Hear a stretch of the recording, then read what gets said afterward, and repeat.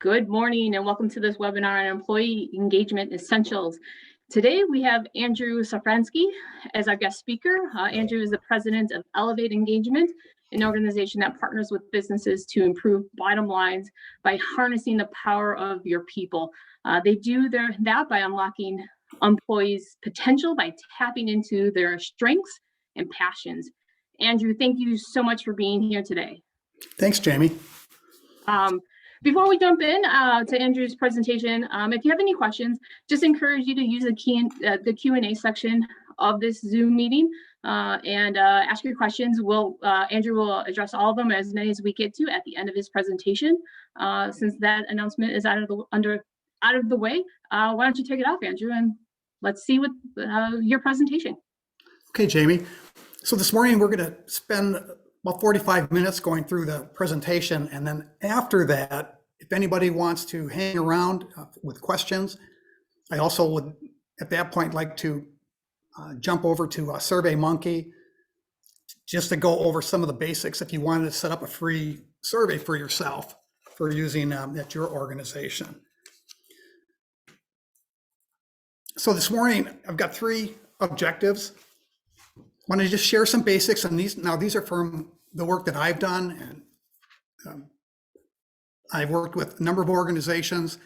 I don't have all the answers, but I'm going to just share things that have worked with our companies and things that I know that haven't worked. I want to provide you some tools that can be either low cost or even free to increase engagement. And then I will have time near the end for any questions that you can send that Jamie passes along. This is my definition of employee engagement. It's enthusiasm and dedication at work. You can do literature searches on employee engagement. Generally speaking, they find that the engagement levels in the United States companies is about 35%. That's according to Gallup, and that's been about the same statistic for a few decades now. So we've got some work to do, but the good news is you focus on employee engagement and you will see improvements. I want to start with a few assumptions that I start with. One is I truly believe that everybody is wired to work. And I see this. I'm getting up in years here, and I've always observed children, especially if you see them in the playground at winter time. If you see kids at a playground and after a snowfall, everybody's out there. All these kids are out there, these primary age kids, and they're making snow forts. And they're rolling these snowballs, and they're making these big forts, and they're lifting and carrying. And you'll see 2-3 forts in a field. And they're just having a blast. It's work, but they're accomplishing something. They've all got this goal of building a fort that they can have some fun in. And you see kids, if they go to the Home Depot with their parents, they want to carry stuff. If you buy some things, they want to carry it. They want to be loaded up. So I firmly believe we all want to work. Secondly, a firm believer in the axiom that what gets measured gets done. And one of my favorite examples is a clinic that I worked for a number of years ago. And we had a physician that was all geared up to increase patient satisfaction. And so he spearheaded this patient satisfaction committee. He wanted to see us start doing surveys. And he was very competitive. He was not known as the most patient-friendly physician, though. After we got the first surveys, his scores were horrible. And I thought, well, how's he going to react to this? Is he going to say, oh, this can't be true? But instead, he just looked at the numbers and said, And he changed what he did. Because he knew all the other physicians saw the numbers, they saw the comparisons, and he was the last person. He was in the lowest 25 percentile. Within 6 months, he was in the top 5 percentile. It was just an amazing change. He saw comments, he saw what patients didn't like, and he said, okay, they don't like when I do this, so I won't do that anymore. I never saw a change like that. But he was committed to looking at the numbers. He was real science-based. He's always doing research, and he saw the numbers and he made changes. And it was just great to see that. And the third assumption that I start with is that employee engagement, it's all about leadership. As John Maxwell said, everything rises and falls on leadership. When I was at a clinic, I was fortunate to have a great manager. I even asked if I could share her name, Jenny Kohler from Green Bay Oncology. And she made a decision. She wasn't the head of the clinic at that time, but she made a decision. She was going to invest in development of her managers. And she went out and got resources. She did some in-house training. She brought in a consultant to do some training. And she just committed to what she wanted to do was say, I want to make all my managers better. She wasn't trying to be the boss that told everybody what to do. She was very collaborative, and her leadership, it spread, and that clinic became more patient focused, more employee team focused. And without her doing that, things would have stayed the same. So it takes effort, but it can be done. But it starts with leaders. Now, these are a few of my, what I call misconceptions. Some of you may disagree with me. I've heard a lot of times that EE or low employee engagement, it's a generational problem. The problem is the millennials. When I was 25, the problem was us baby boomers. So we had the same complaints. Now, I'm not going to say that millennials don't have their challenges. I think studies have shown that millennials and the new generations coming up, there are problems when you have so much time spent on the internet, whether it's your phone. Studies have shown that relationship development doesn't happen very well when you're not doing things live and in person. And I think now that we've lived in this Zoom period of time, I think a lot of us have said, yeah, you know what, the Zoom relationships are not the same as sitting down in person. And that's very true. I see in the background here, Kristen who I can't see on my screen, she's smiling and nodding, and I get all this body language communication that I just wouldn't have if I wasn't able to be in the same room. Another common misconception is the one that, EE is a HR function. And leaders don't want to be involved. Managers don't want to be involved. They want to say, hey, HR, we've got a problem with employee engagement. The levels are too low. Fix it. And it doesn't work. You're looking for some kind of quick fix. And the problem isn't, well, for example, I'm aware of a company because I know someone very well that works there. And they do employee surveys every year, and every year they share the results. But then they have HR insist that they say, managers, go sit down and have every individual say, what are you going to do as an individual to make employee engagement better? And they're really missing the point that it's not an individual. One individual is not going to make employee engagement. They can make a small dent, but it's a team effort, and it's collaborative effort, and it's got to be done collaboratively. You don't improve employee engagement with one-on-one meetings with individuals. It just doesn't work. And the third common misconception is, you can get a big boost with employee engagement if you just increase wages or increase benefits. And I've seen this time over and over again. You can increase benefits. It's just a temporary bump. 6 months from now, I'm amazed. In one company I worked with, they made some significant changes. They offered a few more PTO days, another holiday day, and that was in response to a survey.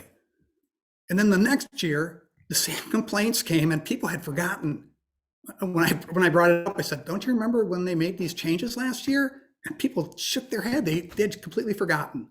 So those changes, they just don't fix problems. You take care of wages and benefits because you want to be competitive in the marketplace, not because you want to improve employee engagement. And feel free, as I'm going through these, if you disagree or you want to present a different point of view on this, go ahead and text us, and we'll try to get to those a little bit later. Some common drains on engagement that I have seen, I think number one is when leaders and managers tolerate bad behavior. And this can be defined a lot of ways. It can be people that are abusive verbally, people that bully others, people that use sexual innuendo in the workplace. But because maybe they're high performers or they've always been there, you put up with it. They might have a lot of experience. You don't want to lose the experience. I think if you really think about it, if one person is really giving you a lot of productivity, but they're making 99 other people's lives miserable in the workplace, you just can't win. That's just a losing proposition. And it's hard to let maybe a strong performer, it's hard to let them go, but you can't tolerate that. If you tolerate bad behavior by this person, then everybody says, you know what, I shouldn't have to worry about, how I try to behave in the workplace. So you've got to make examples of people. Another common complaint is internal communication. People want to know what's going on with the company. They want to know if there's going to be some new initiative, if you've got a new client that you signed, and even the things like if you've hired new employees. I'll be in a workplace and I'll see a long-term employee have someone walk by, and if it's a smaller company, you think they should know everybody. And he says, this person walked by, I've never seen him in my life. And it ends up they've been working there for a month, and there was no communication sent out. And so we worked on that, and now we've got a system where when someone's hired, they get a picture taken, there's background information, and that's shared company-wide just to make sure people are in the loop. Some other drains. If a company has an unclear vision, or maybe in particular, they just don't have any community involvement. I was watching a video of the three, just a few weeks ago, the chamber had a presentation, and they had Bolt, Tim Bergstrom. Andrew, that was a CEO breakfast with Kim Underhill, Tim Bergstrom, and Tom Bolt. I'm glad that made an impression for you, because we're really happy with that event. Oh, and what was excellent was hearing, things that they have done, their involvement with the community. And if I walk, or if I go running, or if I'm biking, I'm just amazed at all of the parks, little projects, big and small, that those companies have invested in. I mean, just donated. So many things that Bolt, Bergstrom, and Kimberly Clark have donated on the big company side. But then I also get inspired by some of the smaller companies. I have a good friend that works at a smaller company, Image Studio. And I'm seeing their involvement in sponsoring chamber events. They get involved in United Way. There's so many things that they do, just giving of their time and expertise, and they give back. And when I talk to this friend, the company, the employees there, they're just so fired up. They don't mind working weekends, or they don't complain about it. They've got to do a lot of photo shoots or video shoots, and they do a great job. And it's fun to hear him talk about that. And he's inspired by the fact that they are so involved in the community. And of course, getting to meet Aaron Rodgers and Brett Favre and people like that when you're doing video shoots probably doesn't hurt either. But anyhow, another drain is when companies don't allow employee input. And this can go in a lot of different directions.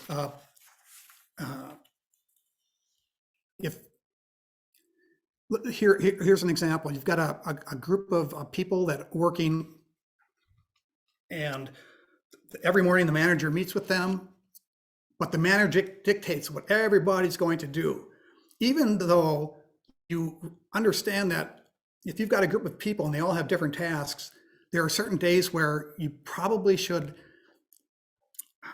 make adjustments to the schedule because you've got some big project coming up and that the manager may not know about. And if you don't allow those people the input to say, hey, you know what, maybe we need to put 3 people on this project rather than 1, because we've got to have something else done by the end of the week. If employees don't have that chance to do input, they're just going to be frustrated. They're going to be frustrated. So let's look at some action steps. Just look at these briefly. I think you need to give employees a voice, and we'll talk about that more in a minute. You need to get customer feedback because employees need that feedback. They need to know how they are doing. And then third, you build manager and employee teams. So let's look at this first one. Give your employees a voice. Now we've got people watching here, some from big organizations and some from smaller. I'm going to focus this one maybe a little bit more for the smaller companies or companies that haven't done a survey in a while. This past year, I had a company tell me, you know, we're not going to do a survey this year because it's the COVID and we don't know if our scores are they're going to be lousy because of COVID.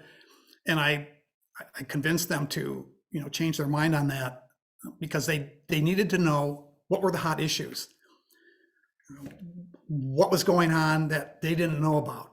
And without that voice, you're not going to know what are the biggest issues with your employee team.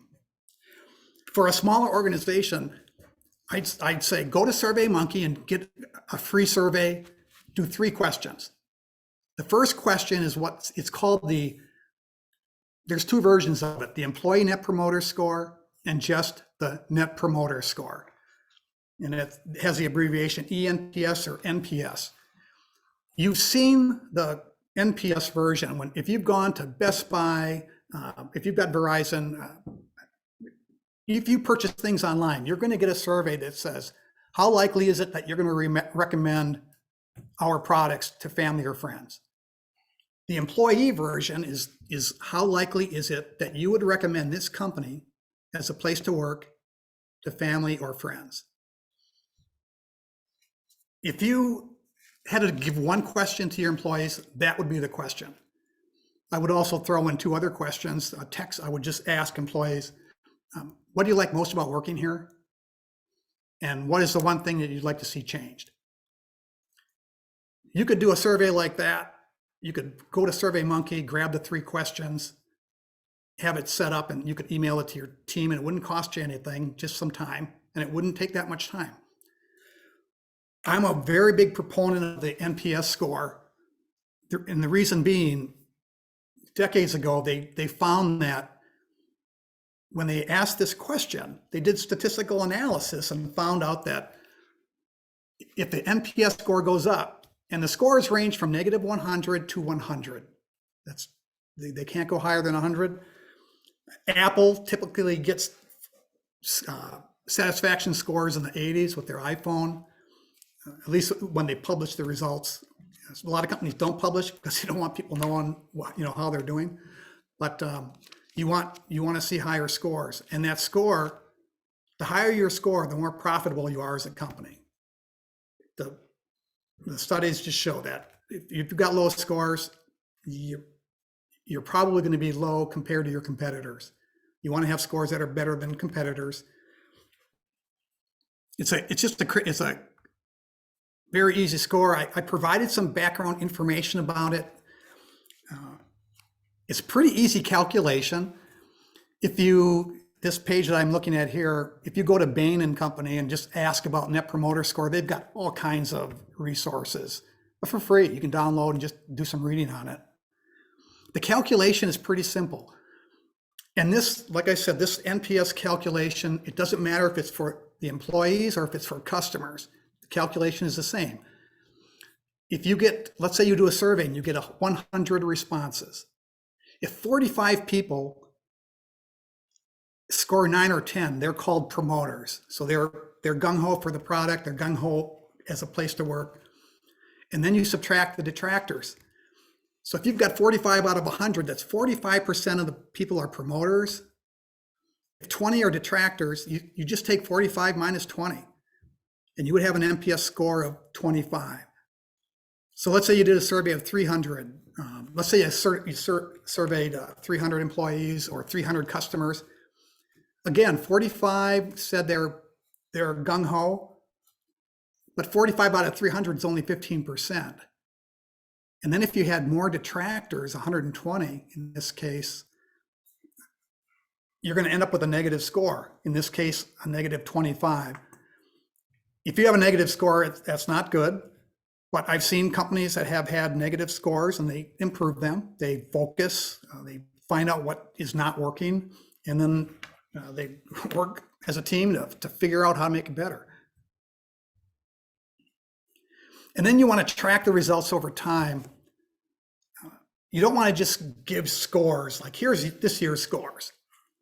Whatever survey you do, and I really believe strongly in doing it at least once a year, you want to show comparatives to the previous years.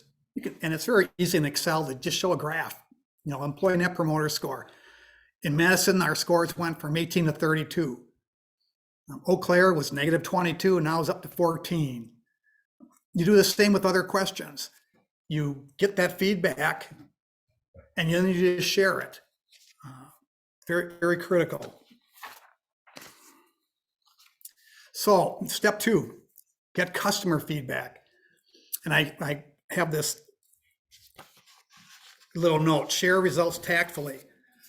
You want to celebrate success whenever you can. So if you get this enthusiastic customer that says, oh, I love Joe. He led this group in here. They did a great job. You want to share that with everybody. If you get a customer complaint, Tim was very rude coming to my home and did this work and I just was not happy. That you don't share with everybody. That the manager talks to the individual one-on-one. You got to be very careful how you share results. When I gave that example previously about the physician group, when we first got the results and it showed how every doctor did, we did not tell everybody what their scores, what everybody else's scores were. They only knew what their own scores were. And this was because we knew there was going to be some people at 95th percentile, one at 25, be a little bit embarrassing. So we did not identify everybody until scores got more evenly distributed. I mean, the scores were about the same for everybody. And then we felt comfortable we weren't picking on anybody. So we do have to share those results tactfully. And again, that net promoter score, are you going to recommend our products or services? You want to share those results as frequently as you do. In the case of customer satisfaction, I have one company, every 3 months, we send a survey out. And then we get those results and we have a graph for every 3 months. And sometimes it's up, sometimes it's down. They've got to address those issues and they do. So that's net promoter score again for 3 locations here. And then there's some other questions. We say, what was the professionalism of the work group? What did you think of that? And we get the scores and we rate those from 0 to 10 or 1 to 10. And any other questions that we're doing.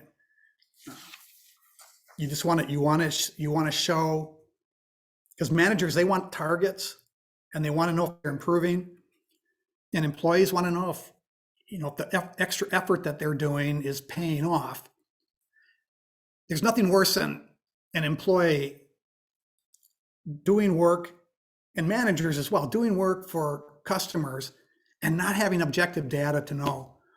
If you feel like you don't have time to collect this data, you don't want to have someone do it, what are you going to tell your employees? Well, you're doing a great job. Or can you look at numbers like these? Employees would rather look at the numbers than just be told, you did a great job this month.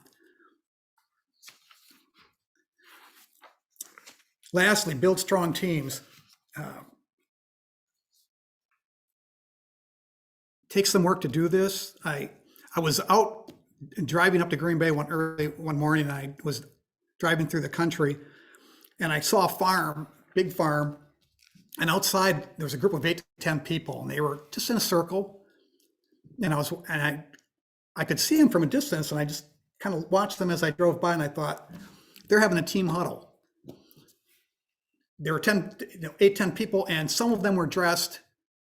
They're all dressed differently. I could tell some of them were going to be working in a barn. Some were probably going to be out on tractors.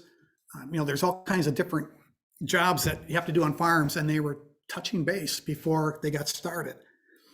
And it looked like, from a distance, it looked like a good group meeting. At least that was my takeaway when I was watching. Building strong teams, it takes a focus to have, like, I like the huddle concept, because I know companies, and it could be clinics, production teams, if at the beginning of the day, or at least once a week, you have a group meeting to say, okay, this is what we've got going on today. We may have some challenges. Is anybody aware of anything that might come up? Is there a certain patient that has a condition that we have to be aware of before we proceed with the procedure?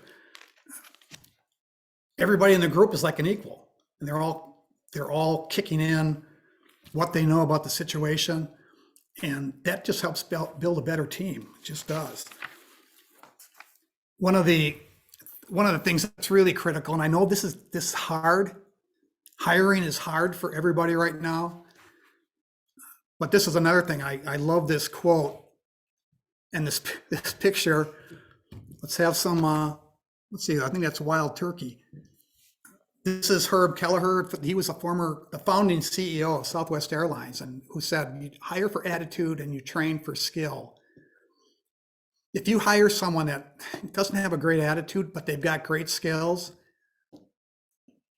it won't be long before they're irritating coworkers. It does nothing to build a culture of engagement. And this Herb, Southwest Airlines, low cost, you're crammed in your seats, but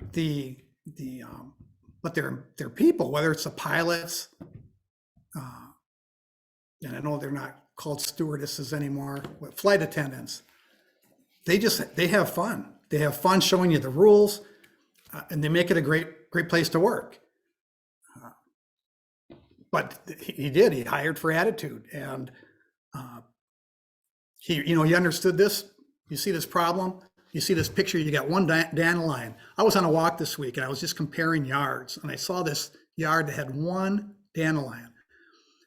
And if you have the approach, no big deal, you know what happens. It takes a few years, and this is what you end up with, which is, obviously what we don't want to have happen.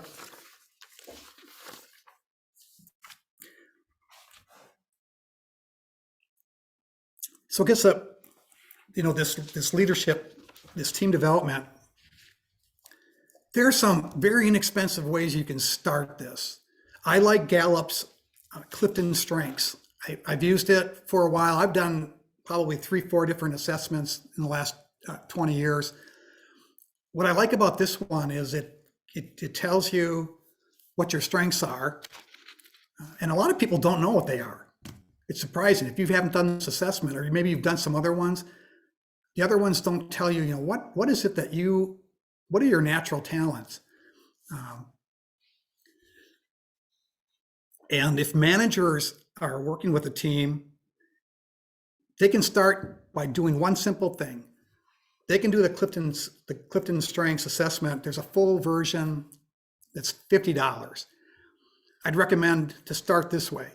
If you're a manager, take the assessment and then share the results with your team. Let them see what your strengths are. The full assessment, now I sent you copies, or we sent you copies of my results for the Clifton Strengths. I sent you a short version that which just discusses my top 5 strengths.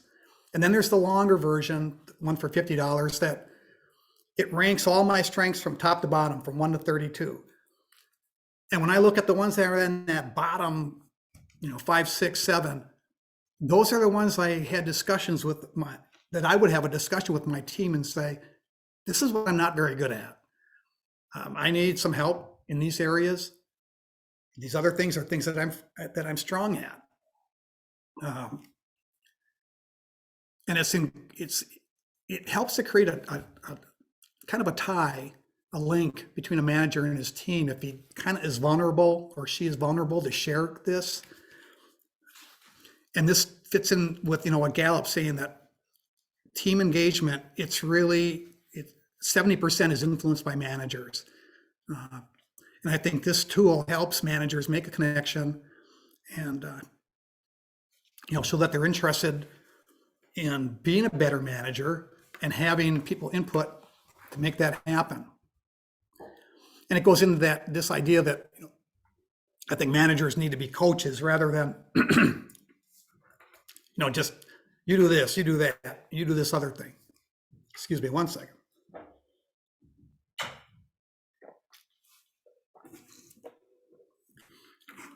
Now, this was a little bit self-serving on Gallup's part, but they've done studies. I mean, they've done surveys,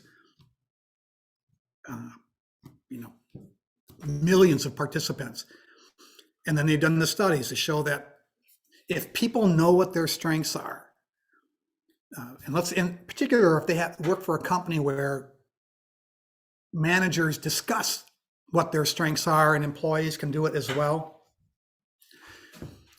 they're going to be more engaged at work, 6 times more likely, according to their studies, 7.8% more productive in their role.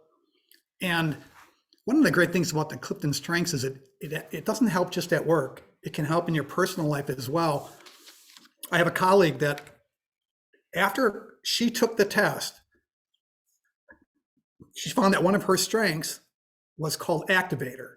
That means you get an idea, and that's my number one, is activator. So if I get an idea, I want to go now. My wife will try to stop me, because a lot of times activator means, in your personal life, it means trips to the Home Depot to buy equipment. And so I've learned I've got to slow that down a little bit. But my friend, my colleague, she was an activator, and her husband took the test, and he was deliberative, which meant when he was going to make a decision about something, whether it was a purchase or something about a job, he was going to think about it and weigh the options. What can go right here, what's going to go wrong. And she's an activator, so they're both, as a couple, she wants, let's do something. And she said, he was driving me crazy with all these questions. After they did that assessment, she said, oh, okay, now I get it. I always encourage people, if you do the assessment, if you've got a significant other, have them do it too, and then just compare, because you'll find where the rubs are. I'd suggest for a smaller company, or it doesn't matter, larger company, start with one team. Have the manager do the test, have the employees take the assessment as well. And all I would suggest is have everybody read everybody else's assessment. Have people decide whether, they agree with things about this, or, as they're going through the strengths, you kind of build into each other. One thing that I also suggest, though, is if you've got a team of 5, get a third party to facilitate that discussion, because you want to make sure everybody participates.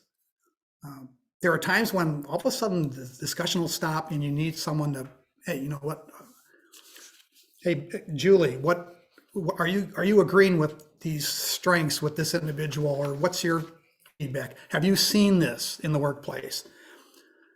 A lot of times you need a facilitator to do that, and a manager isn't the right person because they've got preconceptions and they got things that they miss. You want to get someone else involved to help do that. If the short version of the Gallups, I think it's only $20. For that, you get your top 5 strengths with some discussion about each one. So if you had a team of 5, if the manager does the full one, and the other people do just the $20 version, you're into that, less than $150, and you can see how that works.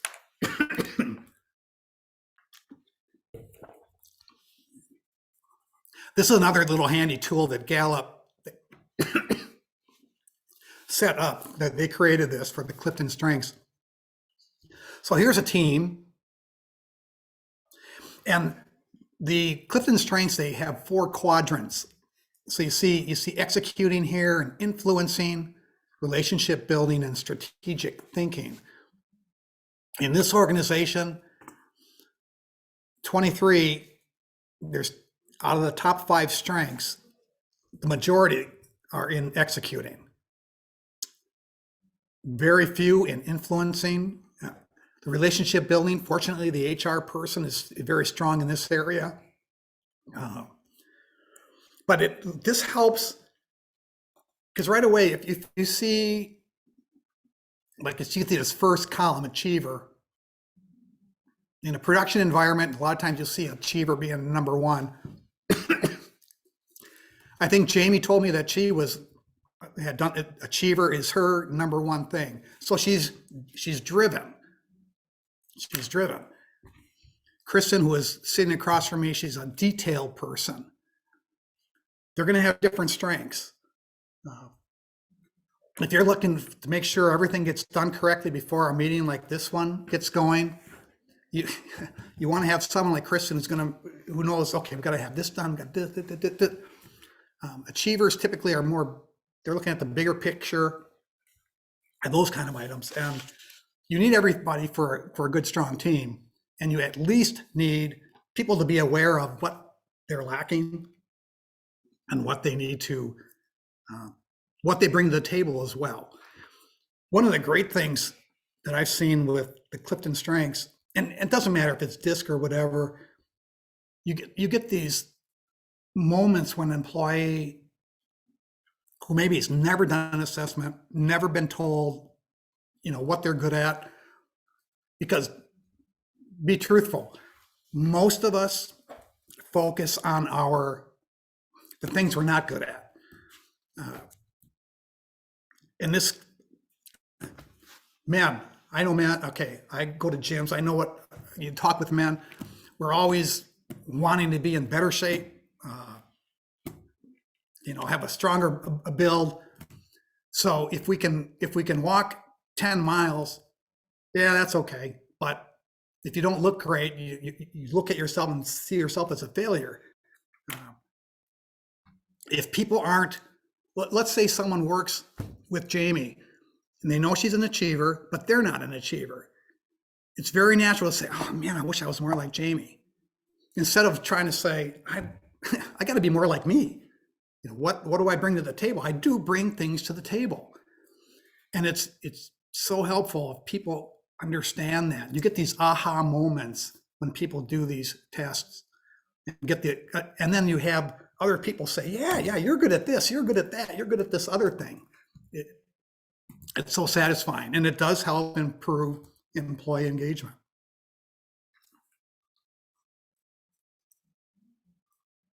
Now we're getting close to the 45-minute point, so I'm not sure if any questions have come through. Jamie, if you have anything that you that has popped up? Well, I have a question for you that when Sure. we were talking about that team huddle, right? A lot of times I think organizations, they huddle up, but they don't have like an agenda whether it's formal or informal, they don't have a purpose for the huddle other than, we have to meet because that's what we've always done. What do you think about that? Do these huddles have to have some kind of agenda behind them in order for them to be engaging? Or because I kind of feel like if you're going to a meeting just for a meeting, it's hard to get excited about that and bring your best to that meeting. I would agree with you. You don't have huddles to have a huddle. It's not the huddle that creates, higher level of engagement. It's what happens there. If you don't need a huddle, you don't have one. You might have a more infrequent meeting where you're talking more strategic things that, we have to discuss. It's when you want a huddle is for a situation where you need interaction between people so that as a team you can be more effective. If you don't need that, yeah, I would say don't huddle. I guess another question kind of off of that is, should all these huddles be purely about business, or should there be some kind of, personal conversation if people are comfortable with it, or maybe some kind of bonding conversation, whether it's talking about the latest trade the Packers made or something like that, or is it just, we're here for business, get down to business and get on with your day? Some of that's kind of based on the culture of the organization. I like throwing in personal stuff myself, not because it's not that I like doing it. I'm more of a private person, but I realize because I've shared things with teams, it helps them connect better. So I do it for that reason. And I think other people, you want to share things. I mean, who doesn't want to talk a little about kicking Aaron Rodgers in the butt? I mean, it's just kind of a fun thing to do right now. It shouldn't be the dominant focus, but I think it makes it a more fun. I think if people can have a little bit more fun, that's great. As long as it doesn't get abused. Some people, all they want to do is chit chat about, things that are not all that critical to the company. And absolutely. Yeah. Absolutely. I just want to encourage our audience to, again, type their questions into the Q&A portion of this webinar, and we'll make sure to ask Andrew those questions as they come in. I don't know if you wanted to then go on to navigate to the SurveyMonkey. Yeah, I will do that. Perfect. And I would encourage people, if you've got questions for me, you can send them. I've got my email there. If you've got a question, you don't want to be hassled. I'm not looking to generate business here. This is kind of a give back, because I think I really like to see companies try to improve the employee engagement, because if they're not focusing on it, I know they've got problems, and they're not doing as well financially. If they're not putting time and effort into developing people. And there's just some easy ways you can do it. Doesn't have to cost $1 million. So yeah, let's take a look and go to. So again, I was just encouraging people, go ahead and call or send an email, and I'll try to get back with an answer to a question, and I won't hassle you after that. So Andrew, we do have one question that came into the Q&A from Patrick. It's what about company and individual goal setting to raise engagement?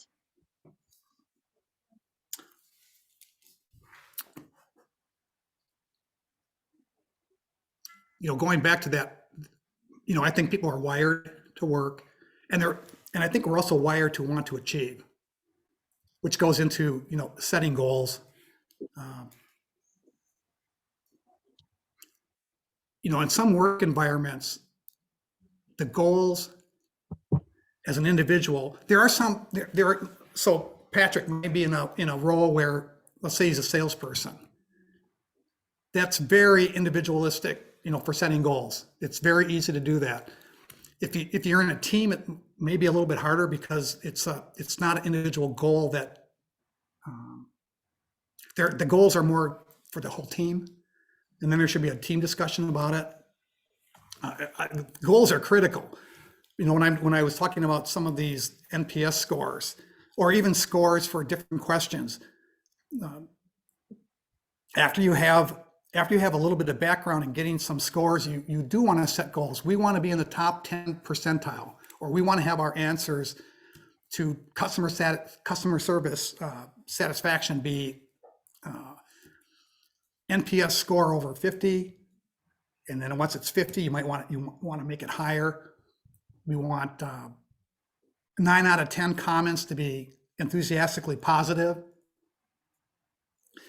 and so setting goals like that, yeah, very natural to do. But like I said, if you're more in an individualistic job setting, it's easier to do that than some of the other ones. But yeah, people want goals, and numeric goals it's easier to know if you've achieved them, yes or no. So thanks for the question, Patrick. Can I follow up? I mean, the goal setting really goes back to that component of that vision that a company needs to have in order for true engagement, right? So kind of goals is a component of that greater vision, kind of narrowed down, funneled down to something more specific. Is that, am I understanding that correctly? Yes, that is. That's a good point. That's a good way to phrase it too. And I think a lot of companies, they need to be a little bit more, you do want your goals, and everything should relate to the vision of the company. If it's a goal that just doesn't fit with what the vision is, if your vision is to be the highest quality provider in a certain area, you're going to have a different, for example, Southwest Airlines. That's not their vision to be the highest quality, airline. They want to be the most cost effective. They want to have the lowest prices, but make it fun while doing it. So goals should kind of fit into that. You wouldn't want someone saying, we want to have the highest scores in patient comfort or customer comfort. Not going to happen at Southwest. So don't make that a goal unless you're going to change the vision, and you can't do that. They have a reputation, and but you're right. Vision, things have to, everything. That's where leadership. They try to make sure that everything the company's doing somehow facilitates you reaching striving for that vision. And that's not easy to do. It's very easy to get off track. Yeah, we have another question that came in. The question is, how does an organization begin to implement a culture change?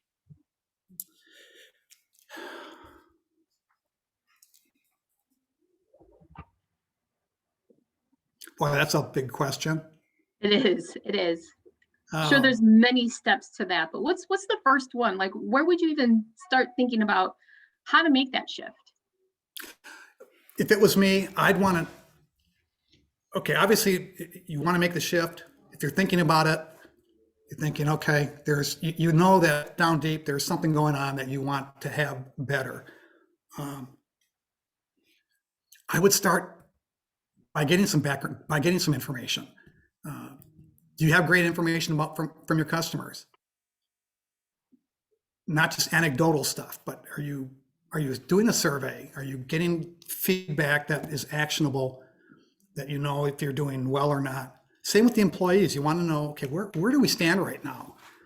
Are we kind of in a fuddled culture here? Is there no focus?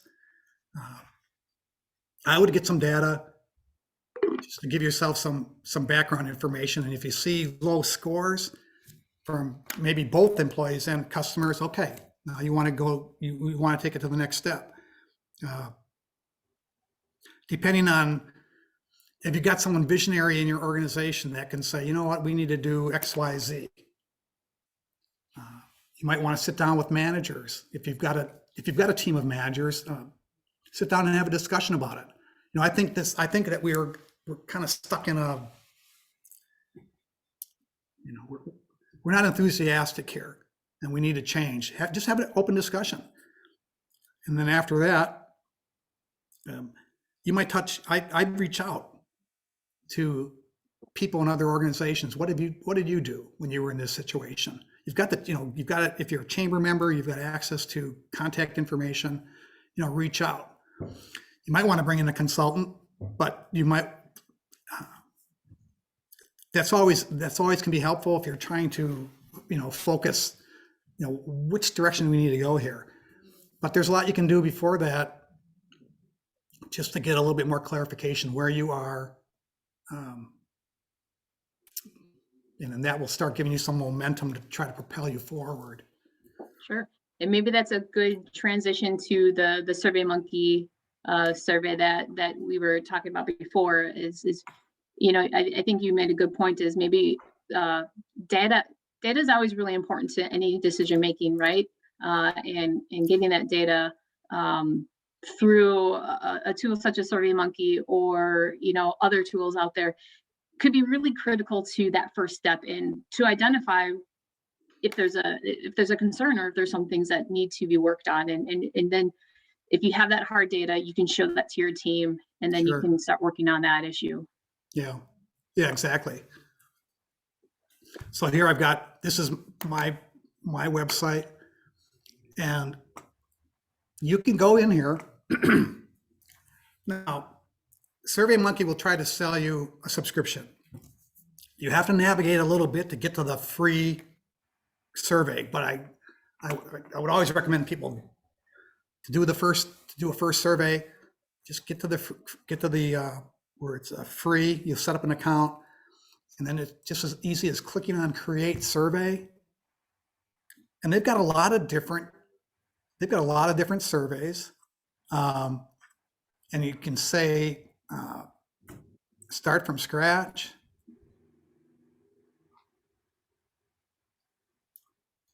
And then you can just look at all the different kind of areas of questions that they have and just create a survey.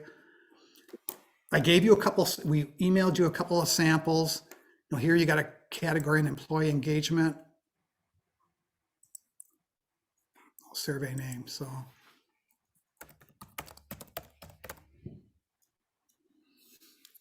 Didn't spell that right, but I don't care. And then you can just use this to start grabbing survey questions. Here are some ones you could say, oh, I'll do this one. And here is the NPS question. How likely is it you'd recommend elevating engagement? And you just edit that and put your company name in, or say our organization or whatever. And you just click on a few of these, bring them into a document, and then it will, there's a tab that says, send this out. And you get a link, you copy that link and just email it to everybody that you want to email, whether it's customers or whether it's your employee team. One thing I would highly recommend is get a non-manager in charge of that data, though. You don't want employees not giving you, or anybody, customers or employees, you don't want them not providing answers because they're afraid they might be found out.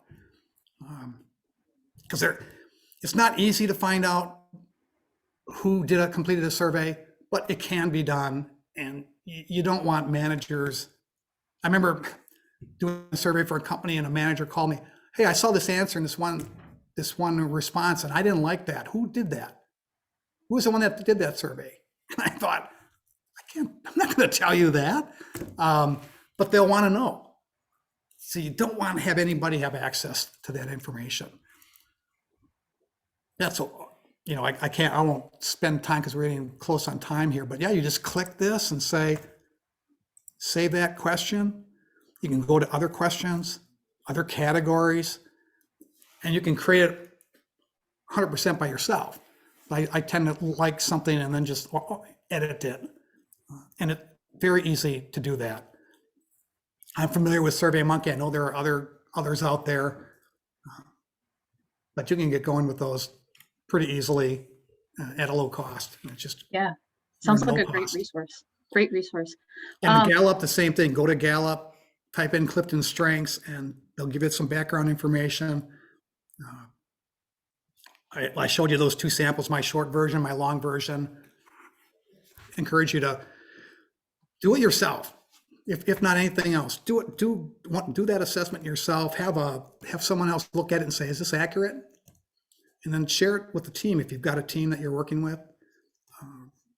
You may be amazed at the feedback and the impact that it has. It can be very positive. Great. So I have a question for you, trying to kind of going back towards the beginning of your presentation, and there was misconceptions that millennials don't work, and not to defend the millennials, because technically I'm not one, but I'm wondering if that stereotype comes from more of a we engage millennials differently than we engage Gen Xers or baby boomers, and maybe that's where that stereotype comes from, is because we don't know how to properly engage millennials. Because I know, working with the Pulse Young Professionals Network, I know a lot of great young professionals that are millennials that work really, really hard and are really dedicated. But I think it's because they're passionate and they're engaged. So what do you think about that? Do you think that we just, engagement comes at different levels, at different types for different people? Or, is that part of it depends on the the type of people that you're interacting with. When you're interacting with professional people, they're going to be more engaged. They're especially if they're in the business world, they're just going to be naturally more engaged. I see more complaints about, just personally, more complaints in production environments, non-white collar, let's say, where there's complaints about millennials. I don't hear it as much. If the chamber has a number of people that are millennials, I've always been impressed with the staff at this chamber in particular. You have a question, you get an answer just so quickly. So I know that you're getting the cream of the crop or whatever. Other places of work, you may be hiring people at minimum wage or minimum wage times 1.5 or whatever, and they'll complain that the millennials are they don't want to work, whatever. And some of it's anecdotal. There's 5 people working here and they don't want to work. Ignoring the problem with what's the workplace like? Why would they want to work? What's incentivizing or engaging them in your workplace? Because if there's no concern about that, if you're not measuring what to do to improve engagement for these millennials or whoever's in this group, you're going to have problems. They're not going to be enthusiastic, and you can blame it on being a millennial or a baby boomer or whatever you want to say. Doesn't really get you very far. Doesn't really doesn't help you make things better. Well, we're coming up at the end of our time, and I have one question, and I'm hoping that we can get through it relatively quickly. I think as a lot of us are transitioning back into the workplace, having worked remote for about a year, and people coming back into the workplace, how do you make sure that they come back with that positive attitude that is so important to being productive? Because people have had that flexibility to be at home. Now they're coming in. How do you maintain that positive attitude? I think some people, it's going to be a mix. Some people are they're dying to get back in the workplace. They're just tired of not being able to interact with people. My son he works with J.J. Keller in sales, and he works from home. He needs interaction with people. So he's gung ho to get back. I think other people, there's going to be an